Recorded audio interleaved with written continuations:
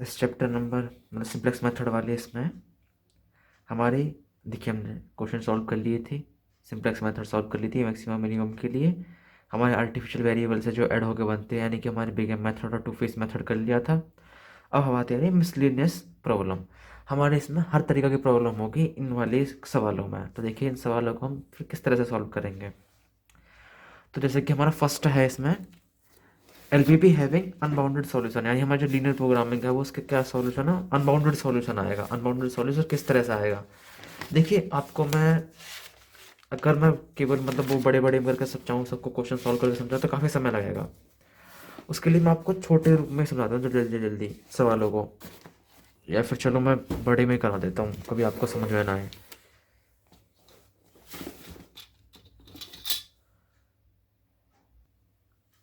देखिए उसमें तो काफ़ी समय लगेगा, मैं अगर सब सारी प्रॉब्लम को सब सवालों को सॉल्व करके दिखाऊंगा तो आप इसमें समझ लीजिए। देखिए एग्जाम्पल नंबर फर्स्ट दिया हुआ है हमारा maximum 6x1 minus 2x2 2x minus 1, ये कंस्ट्रक्टिंग क्वेश्चन दे रखी है हमारी। और हमारा ये नॉन नेगेटिव रिस्ट्रिक्शंस दे रखे हैं। तो देखिए change constant in equation with the help of slack surplus and artificial variable, जो भी यूज़ होंगे नहीं होंगे वो हम देख लेंगे इसमें। तो मैक्सिमम जेड बराबर 6x1 minus 2x2 plus 0x3 0x4, x1 और x3 तो x3 और x4 तो इंट्रोड्यूस करेंगे हमने इसमें। देखिए 2x1 माइनस x2, यहाँ लेस देन वाला साइन है हमने इसलिए x3 ऐड कर लिया तो इक्वल होगी समीकरण। तो दो हो गए यहाँ पे, ऐसे ही x1 प्लस यहाँ पे कुछ नहीं था, यहाँ पे x3 यूज हो चुका था, x4 हमने ऐड कर लिया तो हमारी इक्वेशन यहाँ पे इक्वल हो गई। पुट x1 और x2 हम बराबर जीरो कर, x1 और x2 को हम जीरो के बराबर रख देंगे जिससे x3 और x4 का मान आ जाए। x3 का मान कितना जाएगा 2, x4 का मान कितना आ जाएगा 4। अब आइए इस वाले इसमें देखिए सी जे और एक्स हमने टेबल बना ली है, जहाँ पे ये हमारे सी जे हो गए 6 माइनस 2 0 0, y1 y2 y3 हमने लिख लिया है, या एक्स वी अपन वाई पर। हम देखिए फिर y3 और y4 की वैल्यू तो ये बना रही है यहाँ पे आइडेंटिटी मैट्रिक्स, तो y3 और y4 की वैल्यू लिख ली, जिनकी सी जे की वैल्यू क्या है 0 0। ठीक है जी। और हमारी ये जो यहाँ वैल्यू आई थी कौन सी वैल्यू, जो हमारी ये वाली वैल्यू आई थी 2 4, इन वाली वैल्यू को मैंने यहाँ पे लिख लिया 2 4 को। अब हमें क्या करना होता है, अब हमें डेल्टा जे की वैल्यू निकालनी होती है। डेल्टा जे की वैल्यू 2 की मल्टीप्लाई 0 में करो और 1 की मल्टीप्लाई 0 में करो, इन दोनों को जोड़ दो, 6 में से माइनस कर दो। तो देखिए 6 माइनस यहाँ तो 0 ही आ जाएंगे, जब इनको मल्टीप्लाई करोगे तो 6 माइनस 0 क्या हो जाएगा 6। उस तरीके से जब इनकी मल्टीप्लाई इसमें करोगे तो भी 0 आ जाएगा, तो माइनस दो आ जाएगा। इस तरह से इनकी मल्टीप्लाई जब इसमें करोगे तो 0 माइनस 0 0 ही रह जाएगा, उसी तरह से यहाँ पर 0 रह जाएगा। ठीक है। अब आप क्या करेंगे, जो हमारे नीचे वाली मैक्सिमम यहाँ पे डेल्टा जे में जो मैक्सिमम होता है हम उसको इनकमिंग वेक्टर मानते हैं। जो इनकमिंग वाला वेक्टर होता है यानी इनकमिंग वाला कॉलम होता है उससे एक्स में भाग देते हैं। तो देखिए 1 से 4 में भाग दोगे तो क्या आ जाएगा 4 ही आ जाएगा, और 2 से 2 में भाग दोगे तो कितना आ जाएगा 1 आ जाएगा।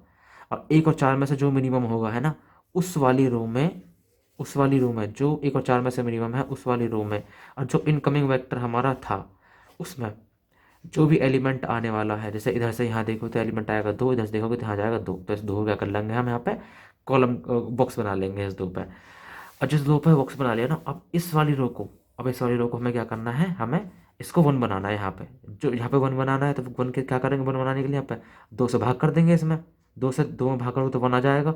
तो सेम वही ऑपरेशन सारे रो में करेंगे। और एक चीज़ और देखिए, यहाँ पे जब इनकमिंग वेक्टर होगा तो आउटगोइंग वेक्टर कहाँ पे होगा, तो देखिए इसमें आइडेंटिटी मैट्रिक्स, देखिए आइडेंटिटी मैट्रिक्स ये है, तो यहाँ पे क्या है 1, यहाँ पे एक गलती हो गई, यहाँ पे गलती से जो ना ये निकाल दिया, यहाँ पे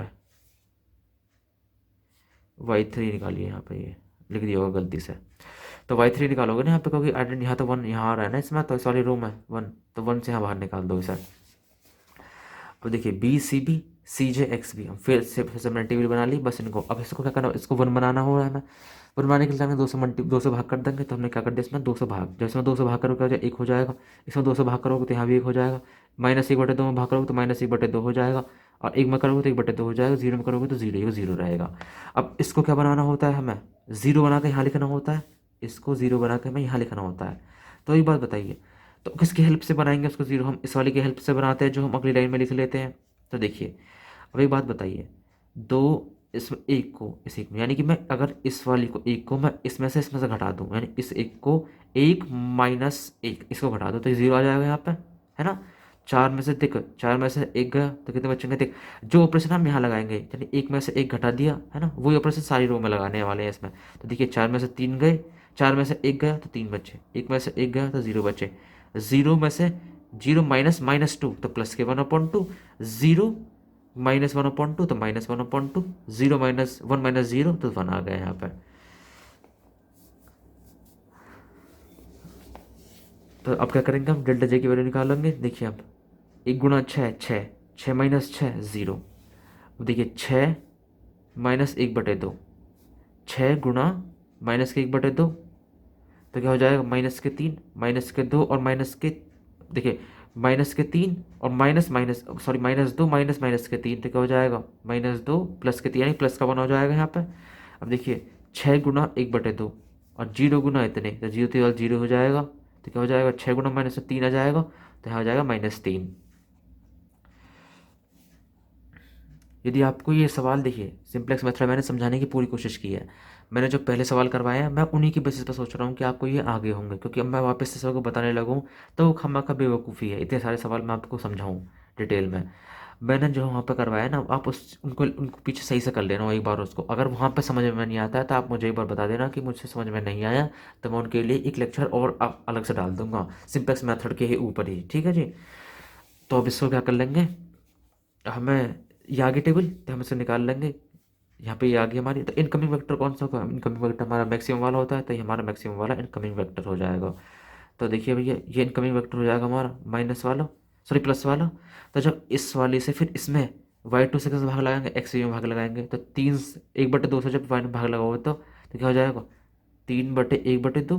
तो क्या कर लेंगे, ये 1/2 घूम के ऊपर पहुंच जाएगा, 2/1 हो जाता है, तो 3 दूनी 6, 6 और माइनस वाले के लिए डैश लगा देते हैं, तो 6 ही मिनिमम है यहाँ पे। तो देखिए इस वाली रो में इस वाले कॉलम में तो 1/2 पे कॉलम बन जाएगा फिर हमारा। तो 1/2 पे कॉलम बन जाएगा, इसको क्या बनाना है हमें, एक इसको एक बनाने क्या करेंगे, इसमें 2 से क्या कर लेंगे, मल्टीप्लाई कर लेंगे हम, जब भी तो बना पाएगा। 1/2 2 से मल्टीप्लाई कर, 2 2 1 कट जाता है, एक बचेगा ना। तो इसी तरीके से हमने 2 से मल्टीप्लाई कर ली इस वाली में, तो देखिए 3 दूनी 6, 0 2 माइनस 1/2 को 2 से गुणा करोगे तो माइनस का 1 और इसमें 2 से गुणा करोगे तो 2 आ जाएगा।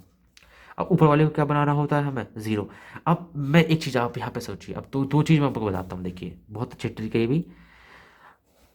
हमें क्या करना है, हमें इसकी और इसकी हेल्प से, इसकी और इसकी हेल्प से तो इसको ज़ीरो, सॉरी इसकी और इसकी हेल्प से तो इसको ज़ीरो बनाना है अब, है ना, इसकी हेल्प से और इसकी हेल्प से इसको ज़ीरो बनाना है। तब आप एक बात तो गौर करिए यहाँ पे, सॉरी बात ये सॉरी सॉरी सॉरी इसकी हेल्प से, इसकी हेल्प से और इसकी हेल्प से इसको ज़ीरो बनाना है, क्योंकि ये ज़ीरो इस वाली रो में पड़ रहा है ना, तो इसकी हेल्प से ये लेंगे इसकी हेल्प पे यहाँ पे। तो इसकी हेल्प और इसकी हेल्प से इसको ज़ीरो बनाने के लिए क्या करेंगे, यदि आप देखिए मैं यहाँ पर माइनस का 1/2 और मैं यहाँ भी 2 से भाग कर लूँ, मैं इसमें भी 2 से भाग कर लूँ, है ना, मैं इस वाले में 2 से भाग कर लूँ और इस दोनों को जोड़ दो आपस में तो 0 आ जाएगा। लेकिन एक बात है, आप ऊपर देखिए ऑलरेडी 2 से भाग हुआ पड़ा है ना उसमें, तो ऊपर है ना यहाँ पे, तो इसमें 2 से भाग लगाने के बाद भी तो यही आने वाली है। तो मैं एक काम भी तो कर सकता हूँ, मैं इन दोनों को ही आपस में जोड़ लूँ, इनको इनको इनको सबको, तो भी तो वो यही सॉल्यूशन आ जाएगा। तो देखिए माइनस के 1/2 प्लस के 1/2 0, माइनस के 1/2 प्लस के 1/2 0, 0 और प्लस तो 1 आ जाएगा, 0 प्लस 1 1 प्लस 0 1 आ जाएगा, 3 और 1 आ जाएगा 4, ठीक है। अब यहाँ पर डेल्टा जे की वैल्यू निकालो, डेल्टा जे की वैल्यू हमारी सारी आ जाएंगी माइनस में और 0 से छोटी। तो since all delta J less than 0 therefore the solution is optimal, has the optimal solution x बराबर a/4 x बराबर 6, ये 6 और मैक्सिमम z बराबर हो जाएगा 12। अब आप एक बात गौर करिए यहाँ पर, देखिए in the first simplex table the element of column of y2 are either negative और 0 which indicate that the feasible region is not bounded. देखिए जो यहाँ पे ये रीज़न है ना, ये वाला हमारा, देखिए यहाँ पे जो हमारी ये वाले जो पहले सिंप्लेक्स टेबल बनी थी, पहले सिंप्लेक्स टेबल में यहाँ पे 0 आ गया, यहाँ पे -1 आ गया, यानी ये 0 -1 जो है ना, इसकी वजह से कह रहा है ये कि देखिए ऑप्टिमल सॉल्यूशन तो हमारा आ गया, लेकिन ये होता है यहाँ पे अनबाउंडेड सॉल्यूशन, अनबाउंडेड यानी कि जहाँ पे जो दिक्कत हो रही है इसकी वजह से अनबाउंडेड सॉल्यूशन कहेंगे हमें इसे। अब देखिए सेम इसमें एग्जाम्पल नंबर 2 है, अब एग्जाम्पल नंबर 2 को देखिए, मैं इसी में से समझा दे रहा हूँ आपको बुक में सही।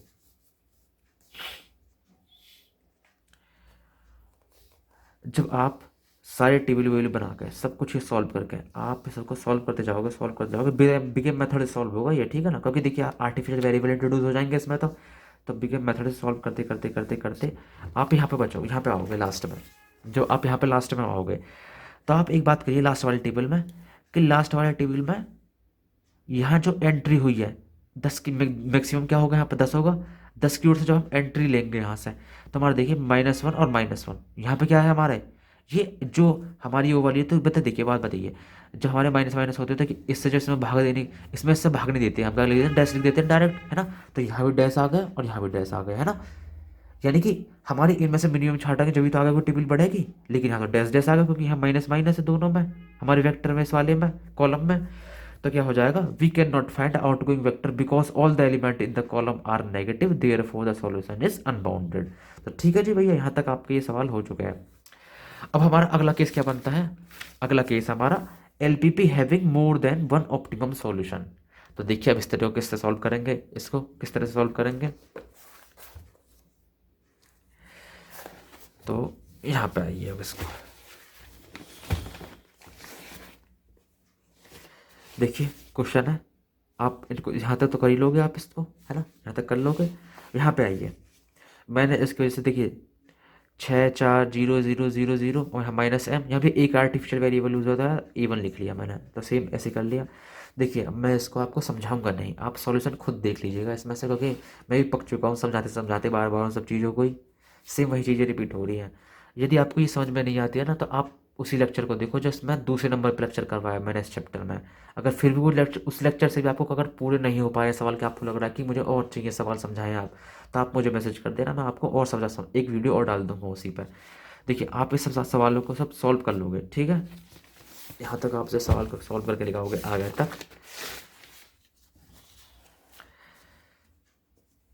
तो देखिए यहाँ पर, अरे कहाँ गया, देखिए इस सवाल में क्या होगा, जहाँ पर आएगा ना ये having more than one optimum solution. तो देखिए जब हम इस सवाल को सॉल्व करते जाएंगे, सॉल्व करते हुए जाएंगे, तो हम बाद में क्या पहुंचाएंगे, हम एक फाइनल टेबल पहुंचते हैं, तो फाइनल टेबल पहुंच गए जहाँ पर 0 0 -2 है ना, इस वक्त यानी कि हमारा क्या आ गया, डेल्टा जे लेस देन 0 आ गया, 0 के बराबर आ गया, है ना। तो हमारा सॉल्यूशन तो यही होना चाहिए। लेकिन देखिए एक बात देखिए, यहाँ पे x1 का मान कितना आ जाएगा 8, x5 का मान कितना आएगा 5, x3 का मान आ गया 1, x2 का मान कितना आया 0, ठीक है ना। तो बट इसका दूसरा मान भी एग्जिस्ट करता है, क्योंकि x2 आया नहीं है, और मैक्सिमम z बराबर x2 का हम यूज़ करेंगे, क्योंकि आप सवाल में देखिए एक बार इसमें, क्योंकि यहाँ पे x1 और x2 में सवाल है ना यहाँ पे, तो ये है ना, लेकिन x2 तो हमारा आया नहीं है, तो यहाँ हमारा दूसरा सॉल्यूशन भी एक एग्जिस्ट करेगा करेगा, ठीक है ना। तब ऑप्टिमम सॉल्यूशन एग्जिस्ट करता है दूसरा भी। तो उसको किस तरह से निकालेंगे, इसी वाले टेबल को यहाँ पे लिख लो, इस वाले जो ऊपर वाली टेबल थी ना, इस वाले टेबल को, इस टेबल को यहाँ पे लिखो। और अब क्या करेंगे, अब की बार हम y2 वाला जो ये है ना, y2 वाला, इसको हम इनकमिंग वेक्टर चूज कर लेंगे।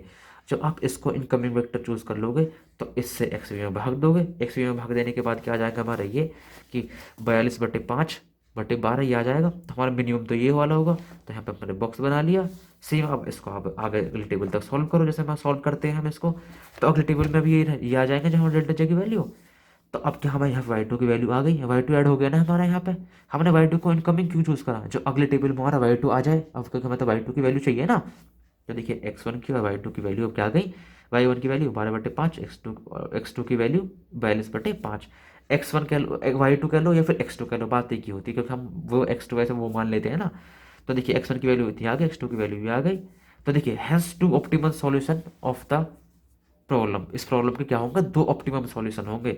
एक तो x बराबर x1 बराबर 8, x2 बराबर 0, और मैक्सिमम z बराबर 48, x1 बराबर 12/5 और एक x2 बराबर देखिए, एक बार तो हमारे यहाँ से आ गए सॉल्यूशन, इस वाले सॉल्यूशन इस टेबल से आ गए हमारे सॉल्यूशन, इस वाले टेबल से, यानी x3 का मान 14 सब आ गए।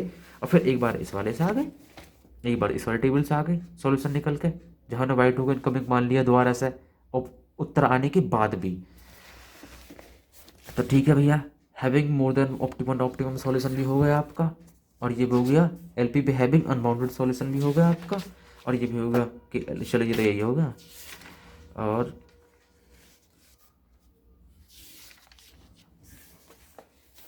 अब आपका है LPP with unrestricted variable. Unrestricted variable में आपको समझा दूंगा, देखिए केवल कितनी सी इसमें कितना चेंजेस है।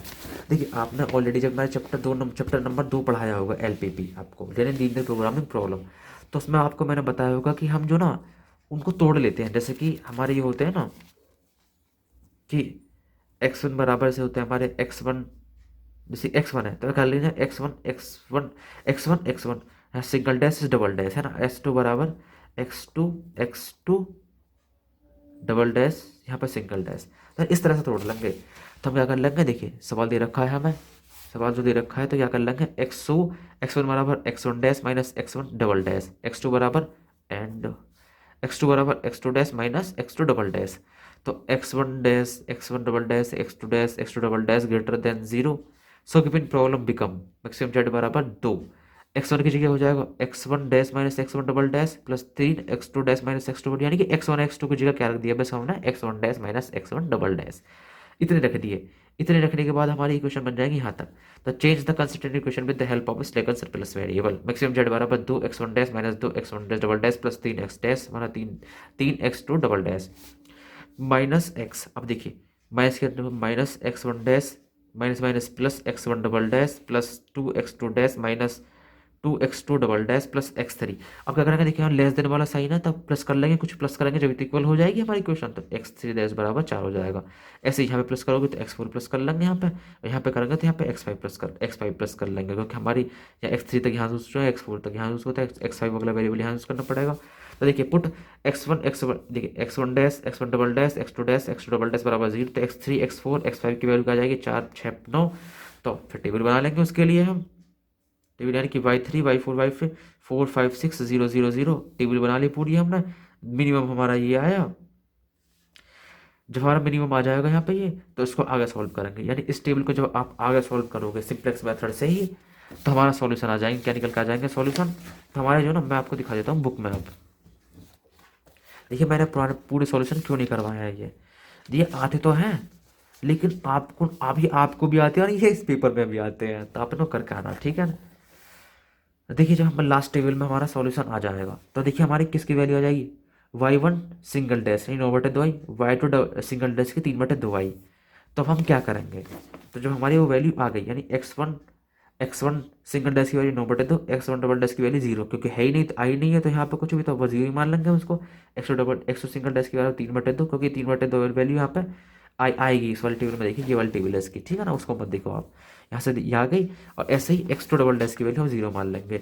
तो देखिए x1 क्या हम मान के चले थे हम, x1 double dash minus x1 double dash बराबर 9/2 और x2 बराबर x2 dash minus x2 double dash बराबर, तो हो जाएगा। देखिए यहाँ 9/2 क्यों आई, क्योंकि यहाँ देखिए x1 डैश की वैल्यू आई तो 9/2 माइनस 0 तो 9/2 आ जाएगा, और यहाँ क्या आ जाएगा 3/2 माइनस 0 3/2 आ जाएगा। अब मैक्सिमम जेड की वैल्यू को लगा लेंगे जिसमें तुम x और x1 की 2 वैल्यू रख दो तो मैक्सिमम जेड का मान भी निकल के आ जाएगा। सवाल इस तरह से आएगा, देखना है इसका सवाल कि ऐसा सवाल दिया होगा उसमें लिखा होगा x1 x2 आर अनरिस्ट्रिक्टेड, तो जब भी मानेंगे हम उसको ऐसा ना आपने थोड़ा सा मान लिया कुछ भी। और ऐसे ही एक सवाल और है इसका, उसको भी कर लेना एग्जाम्पल नंबर 5 जहाँ पे लिखा होगा x3 इज अनरिस्ट्रिक्टेड, तो सवाल को आप सॉल्व कर लेना, सेम ऐसे सवाल सॉल्व हो जाएगा। अगला आपका सॉल्यूशन है इसी में LPP with some constant term in the objective function, यानी कि जो हमारा ऑब्जेक्टिव फंक्शन है ना उसमें 50 है तो इस 50 एक्स्ट्रा दे रखा बस इसमें, है ना। तो इसको किस तरह से सॉल्व करेंगे, देखिए LPP with some constant term in the objective function. इसमें क्या करना है, केवल हमें देखिए leave the constant term 50 from the objective function. तो मैक्सिमम जेड कितना हो, जेड डेस मान लेंगे, फिर मैक्सिमम जेड डेस बराबर 2x1 minus x2 plus x3, यानी कि जो हमारा ये दे रखा है ना 50 एक्स्ट्रा दे रखा है, इस 50 को जो नेगलेक्ट कर दो, भूल जाओ कि हाँ 50 भी है इस सॉल्यूशन में। तो क्या कर लो, केवल आगे फिर सॉल्व कर लो, इस 50 को भूल जाओ, बाकी सारा सॉल्यूशन फिर तुम पा गई है, सब कुछ सेम सवाल बन गया ना। तो सेम ऐसे सवाल बनाओ, टेबल वेबल बनाओ और सॉल्व उत्तर कर लो, या मतलब जो उत्तर आ जाएगा ना। अब एक बात का ध्यान देखिए, जब यहाँ लास्ट में उत्तर जाएगा ना तो उस उत्तर में जो ना आप मैक्सिमम जेड की वैल्यू निकालोगे तो x1 की वैल्यू रखोगे, x2 की वैल्यू निकालो, x3 की वैल्यू रख दोगे यहाँ पे, तो प्लस 50 कर देना, बात खत्म, उत्तर आ जाएगा। उत्तर आ जाएगा तो भैया जी देखो अब ये है LPP with lower bound of some और ऑल वेरिएबल अदर देन 0। तो देखिए क्या प्रॉब्लम है भैया ये भी,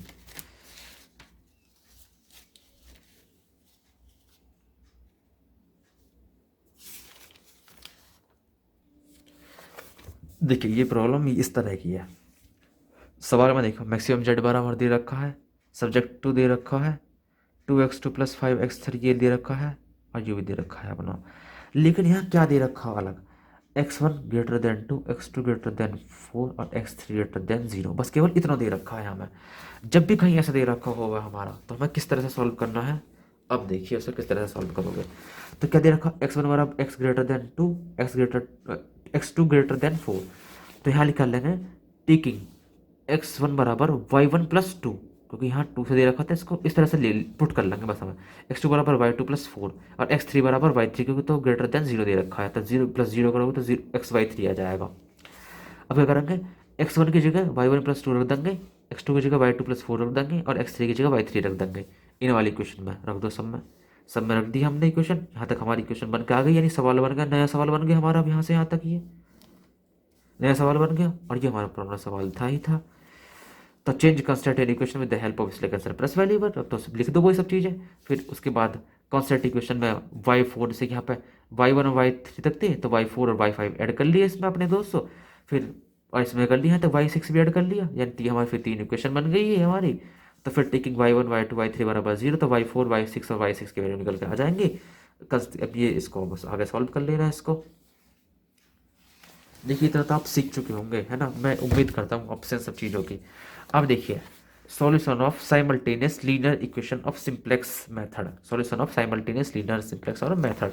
अब देखिए आपको जैसे क्वेश्चन ये क्वेश्चन दे रखा है एग्जांपल नंबर 1, है ना। एग्जांपल नंबर 1 आपको करवाता हूँ, उससे पहले मैं आपको बताता हूँ यहाँ पे देखिए ये मिसिलिस वाले नहीं है, ये नया टॉपिक शुरू हो गया इसमें, जैसे कि बिग मेथड थे और सब चीज़ें थी, ठीक है ना। ये लीनियर इक्वेशन को इनसे हमें सिंप्लेक्स मेथड बनानी है। अब पहले मैं इसका आपको क्वेश्चन करवा देता हूँ। एक क्वेश्चन नंबर 20 देखिएगा आप यहाँ पे। क्वेश्चन नंबर 20 किस तरह से सॉल्व करेंगे हम।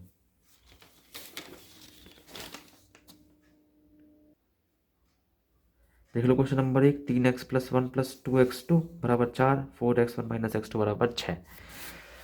तो देखो भैया ये तो आपका सवाल होगी, जो दो इक्वेशन दे रखी है हमें, दोनों इक्वेशन दे रखी है।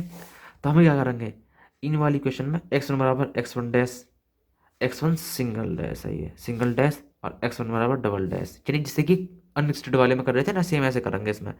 x1 की जगह मान लेंगे, x2 की जगह मान लेंगे। यहाँ पर दे न रखी, यहाँ पर क्वेश्चन में दे नहीं होंगी कि ये हमारा अनएक्सटेड है, लेकिन हम यहाँ पर लेके ही चलेंगे, क्योंकि जो हमारे जितने वेरिएबल दे रखे हैं सबको हम अनएक्सटेड की तरह ही बिहेव करेंगे सबके साथ हम। तो x1 की जगह मान लिया, x2 की जगह मान लिया, इसमें पुट कर दिया x1 x2 की जगह। पुट करने के बाद हमारी यहाँ तक की वैल्यू आ गई।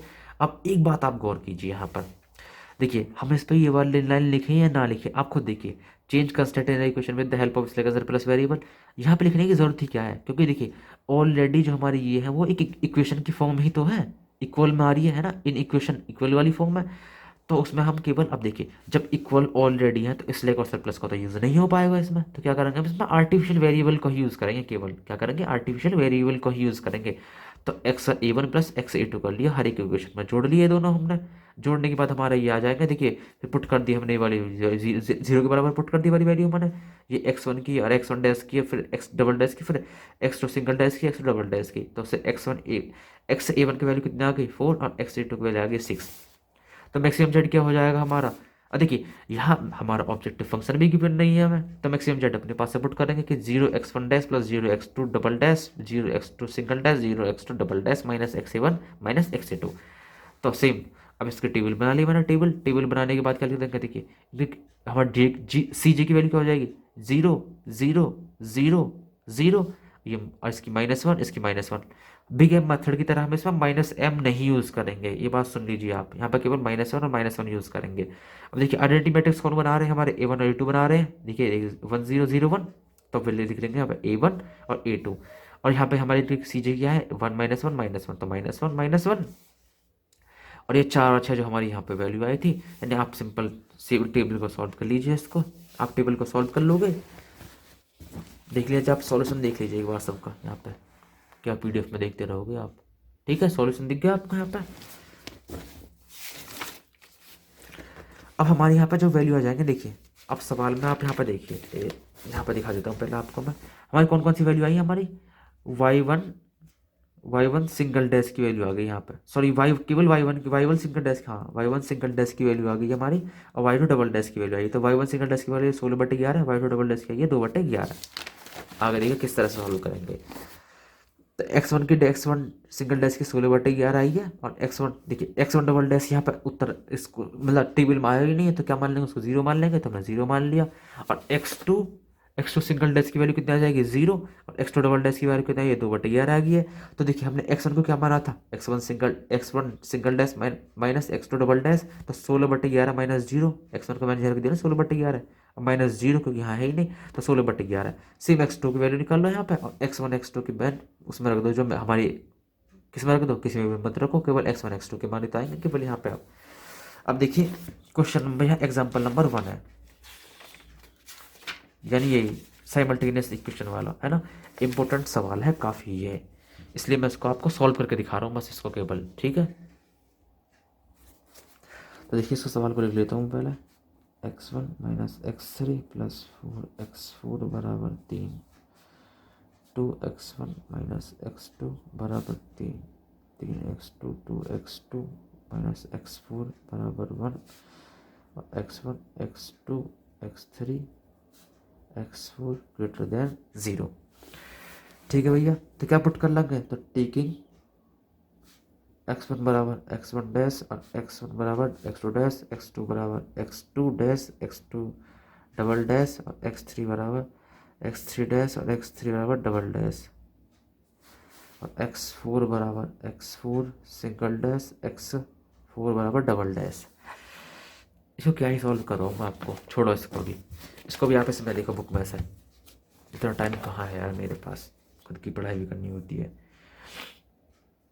ठीक है, जो होगी यहाँ से ये वाली क्वेश्चन बन जाएगी, क्योंकि हम इसमें क्या जोड़ देंगे, तो आर्टिफिशियल वेरिएबल ऐड कर देंगे, यानी आप इनके क्वेश्चन लिख लोगे, इतने हार्ड नहीं है इनकी क्वेश्चन भी, जो आप इनकी क्वेश्चन यहाँ पे बना लोगे, इनको टेकिंग इनको 0 ले लोगे, तो x1 a1 की वैल्यू, x3 वैल्यू, x3 की वैल्यू हो जाएगी, यानी 3 आर्टिफिशियल वेरिएबल इसमें इंट्रोड्यूस होंगे। अब आप एक बात और गौर करिए, यहाँ पे इन्होंने जो ना इनको वेरिएबल को वो उस तरह से नहीं माना है कि x1 डैश x2 डैश है ना, लेकिन आप ये बकचोदी मतलब आप मत करना ऐसा ही है, आप डायरेक्ट इनको मतलब इस तरह से सॉल्व मत करना, आप इस तरह से ही सॉल्व करना है इसको, जैसे हमने पिछला सवाल किया है हमारा, यानी जैसे ये अगला एग्जांपल भी सॉल्व कर रखा है, x1 dash minus x2 double dash, x2 dash और x2 डबल डैश, आप इसी तरह से सॉल्व करना पूरे सवाल को इसको। तो इस सवाल को सॉल्व करोगे तो आपका आंसर आ जाएगा। या फिर यदि आप देखिए ये इक्वेशन दे रखी है ना, यदि आप इसको इस तरह से करोगे ना, जो बुक वाला मेथड है ना, तो भी आपका उत्तर इससे भी आ जाएगा, सही उत्तर आ जाएगा, कोई परेशानी वाली बात नहीं है। या फिर आप डैश वाला मान करोगे, तो एक बात आप गौर करिए, यदि आप हर चीज़ को डैश मान लोगे, यानी कि आप y1 को सिंगल डैश डबल डैश कर लोगे, यानी 8 तो इनकी हो जाएंगी है ना, और 8 और 3 कितने 11, यानी कि आपका पूरा पेज ही भर जाएगा। तो आप इसी वाली मेथड से सॉल्व कर लेना, जो बुक में दे रखा है इसका मेथड। ठीक है, एग्जाम्पल 2 आप करके देखना। अब आपका बचा है इसमें केवल, आपका बचा है इसमें inverse of A matrix bye simplex method. अब अगला वीडियो लेक्चर इसी चीज़ के ऊपर होगा, उसके बाद आपका ये चैप्टर खत्म हो जाएगा, उसके बाद फिर रिजोल्यूशन ऑफ टेंडेंसी वो बाद में देखते रहेंगे। तो अगले वीडियो लेक्चर में हम inverse of matrix bye simplex method पढ़ लेंगे, और उससे पहले अब ये वाला आप खुद कर लीजिएगा। ठीक है जी, यहाँ तक धन्यवाद अपने वीडियो के लिए।